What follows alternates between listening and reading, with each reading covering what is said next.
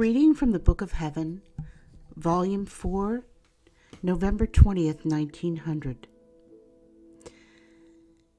While I am outside of myself, my adorable Jesus continues to show me my heart inside of his, but so transformed that I can no longer recognize which one is mine and which one is Jesus's. He has conformed it perfectly to his own. He has impressed on it all the insignia of the Passion, making me understand that from the moment of his conception, his heart was conceived with these insignia of the Passion, so much so that what he suffered at the end of his life was an outpouring of that which his heart had suffered continuously. I seem to see one just like the other. I seem to see my beloved Jesus occupied with preparing the place in which he was to put the heart, perfuming it and bejeweling it with many different flowers. And while he was doing this, he told me, "My beloved, since you must live from my heart, it is appropriate for you to undertake a more perfect way of living.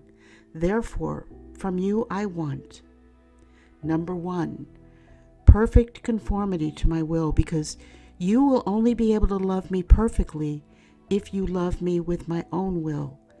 Even more, I tell you that by loving me with my own will, you will arrive at loving me and your neighbor with my same way of loving.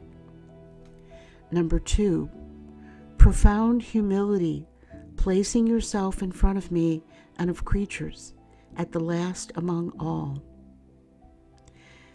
Number 3, purity in everything, because any slightest fault against purity, both in loving and in operating, is reflected all in the heart, and it remains stained. Therefore, I want purity to be like dew upon the flowers at the rising of the sun, which, its rays reflecting upon them, transmutes those little drops into as many precious pearls, such as to enchant the people. In the same way, if all your works, thoughts, and words, heartbeats and affections, desires and inclinations are adorned with the celestial dew of purity, you will weave a sweet enchantment, not only for the human eye, but for the whole of heaven. Number 4, obedience, which must be connected with my will. Because if this virtue regards the superiors I have given you on earth, my will is obedience which regards me directly. So much so that it can be said that both one and the other are virtues of obedience, with this difference alone. One regards God and the other regards men. However, both of them have the same value, and one cannot be without the other. Therefore, you must love both one and the other in the same way.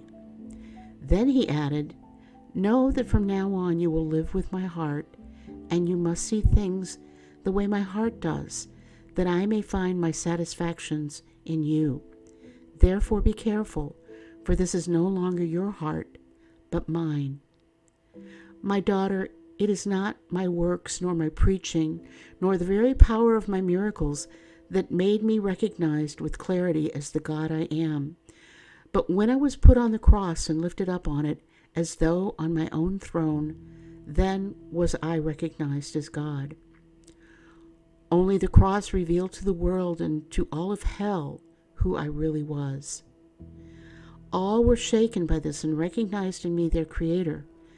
Therefore, it is the cross that reveals God to the soul, and reveals whether the soul is truly of God.